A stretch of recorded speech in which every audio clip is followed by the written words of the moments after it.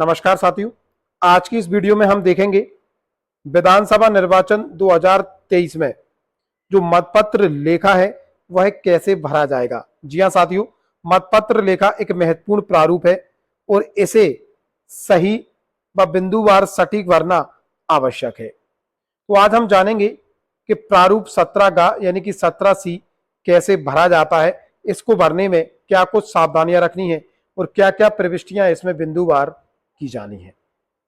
इस समय आप अपनी स्क्रीन पर प्रारूप 17 देख रहे हैं। भाग 1, रिकॉर्ड किए गए मतों का लेखा। इसे हम मतपत्र लेखा भी कहते हैं।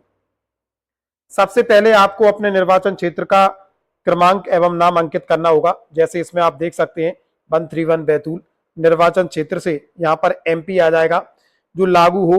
जैसे लोकसभा आप यहाँ काट देंगे। क्षेत्र की विधानसभा के लिए निर्वाचन 2023। अब आप यहां पर देखेंगे मतदान केंद्र की संख्या और नाम। जो मतदान केंद्र आपको मिला है वो संख्या आपको यहां पर दर्ज करना है और मतदान केंद्र जहां है उसका नाम, माध्यमिक शाला हो सकती है, कुछ भी हो सकता है, शासकीय भवन, वो आपको यहां पर लिख देना है। मतदान केंद्र पर प्रयुक्त वोटिंग मशीन की पहचान संख्या। जो 3 वोटिंग मशीन आपको मिली है, control unit, ballot unit, VVPAT, क्रमशः आपको इनकी क्रमांक संख्या यहां पर अंकित कर देनी है। जैसे कंट्रोल यूनिट के आगे आप देख सकते हैं C 1 2 3 4 5 6 जो भी हो। उसी तरह बैलेट यूनिट B, वीवीपैट भी इस तरीके से आपको यहां पर अंकित करना है।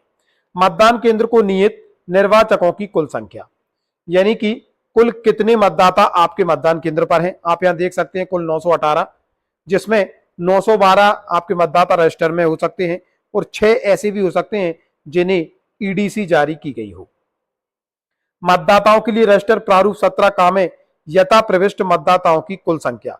इसमें वह संख्या आएगी जो EVM में मत डाले गए हैं। जैसे मान लीजिए निर्वाचकों की कुल संख्या 918 थी। जब मतदान पूर्ण हुआ प्रारूप 17 में कुल मतदाता 810 दर्ज किए गए हैं। तो जो वोट आपके पड़े हैं EVM में वो संख्या यहां पर आ जाएगी 810। नियम 49 के अधीन मत रिकॉर्ड नहीं करने का विनिश्चय करने वाले मतदाताओं की संख्या। ऐसी स्थिति यदा ही देखने को मिलती है। यदि आपकी यहां बनती है तो आप जो भी बने वो संख्या यहां दर्ज करेंगे, अन्यथा की स्थिति में आप यहां 0 या नील लिख देंगे। नियम 49 के अधीन मतदान के लिए अनुज्ञात नहीं किए गए मतदाताओं की संख्या, यहां पर भी आप 0 कर देंगे। ये 2 परिस्थितियां निर्मित बहुत कम रेयर केसेस में होती हैं। नियम 49 के अधीन रिकॉर्ड किए गए परीक्षण मतों को घटाए जाने की आवश्यकता होगी। घटाए जाने वाले परीक्षण मतों की कुल संख्या, चूंकि परीक्षण मत डाले नहीं गए तो यहां घटाने की आवश्यकता भी नहीं होगी, इसलिए यहां पर भी हम 0 अंकित कर देंगे। देख सकते हैं कुल संख्या, प्रपत्र 17 में मतदाताओं की क्रम संख्या। इस तरीके से यदि कोई संख्या यहां पर होती तो वो हम यहां दर्ज करते। चूंकि ये संख्या लगभग नील रहती है इसलिए यहां पर दर्शाया गया है नील। अभ्यर्थी जिनके लिए परीक्षण मत डाले गए तो इसमें भी नील आएगा, क्योंकि परीक्षण मत की स्थिति यदा कदा ही बनती है। और यदि बनती है तो जिन भी अभ्यर्थी के लिए आप वोट डालेंगे उन अभ्यर्थियों के नाम आपको यहाँ पर अंकित करने होंगे। वोटिंग मशीन के अनुसार रिकॉर्ड किए गए मतों की कुल संख्या हम यहाँ पर अवगत कराना चाहेंगे। जो आपने यहाँ पर देखा था प्रारूप 17 में प्रविष्ट मतदाताओं की कुल संख्या 810 और वोटिंग मशीन में रिकॉर्ड किए गए मतों की कुल संख्या 810। ये संख्या सदैव समान होनी चाहिए। क्या मद 6 के सामने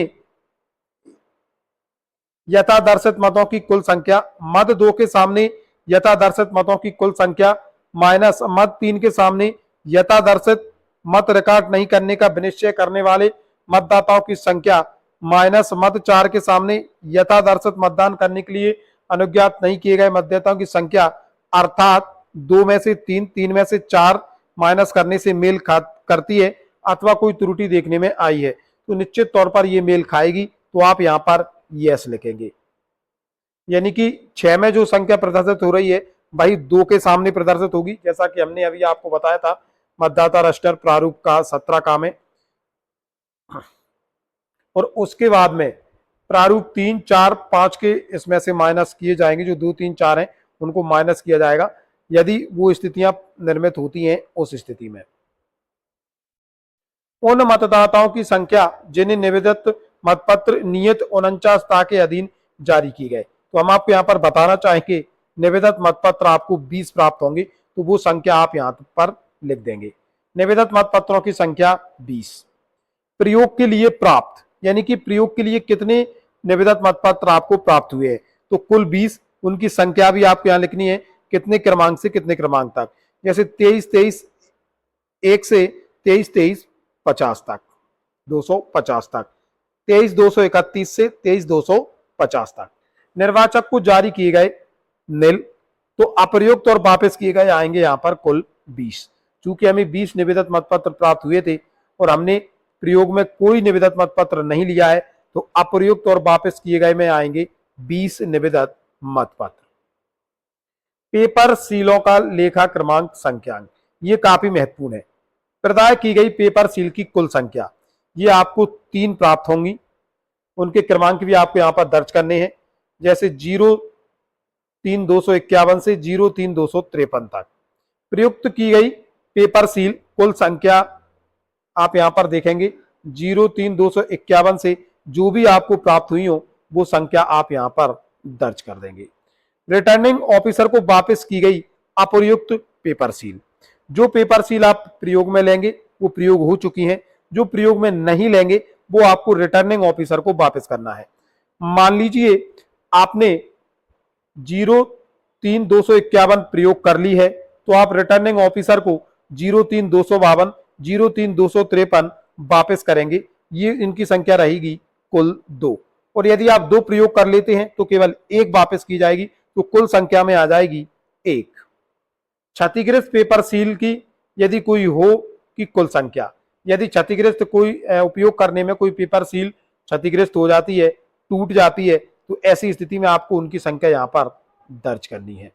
इस तरीके से आप देखेंगे यहाँ पर आपको जो पेपर सील है उनकी क्रमांक संख्या से कितने क्रमांक संख्या तक है उनका क्रमांक भी आपको यहाँ पर अंकित कर देना है। जो क्षतिग्रस्त पेपर सील होंगी उनका तिथि और स्थान आपको यहाँ अंकित करना है। पीठासीन अधिकारी के हस्ताक्षर और मतदान केंद्र की संख्या आपको नीचे लिख देना है। इस तरीके से ये जो जानकारी है वो आपको मतपत्र लेखा में भरनी है। देखिए साथियों, मतपत्र लेखा भरना कोई बड़ा कार्य नहीं है, आप बहुत ही आसानी से इसे भर सकते हैं। और लगभग हमारे जो मतदान अधिकारी हैं उन्होंने प्रारूप 17 का यानी कि 17C मतों का लेखा भरा हुआ है और उन्हें रिकॉर्ड किए गए मतों का लेखा का जो प्रारूप है 17 का, उसे भरने में किसी भी प्रकार की परेशानी या दिक्कत नहीं आने वाली है। वीडियो के माध्यम से हमने एक छोटा सा प्रयास किया है और जिन शिक्षक साथियों ने ये PDF तैयार किया है उनके लिए हम बहुत बहुत धन्यवाद ज्ञापित करते हैं। यहाँ पर हम बताना चाहेंगे विजयकांत ठाकुर बैतूल से हैं, जिन्होंने ये शानदार PDF शिक्षकों को प्रारूप 17C भरने में किसी भी प्रकार की दिक्कत ना हो उनके हितार्थ जारी किया है। इसके लिए हम संबंधित जो सम्मानीय शिक्षक साथी हैं उनके बहुत बहुत आभारी हैं, उनका बहुत बहुत धन्यवाद ज्ञापित करते हैं। साथियों, ये था आज का महत्वपूर्ण अपडेट। मिलेंगे जल्दी नए अपडेट एवं नए टॉपिक के साथ, तब तक के लिए जय हिंद, जय भारत मित्रों।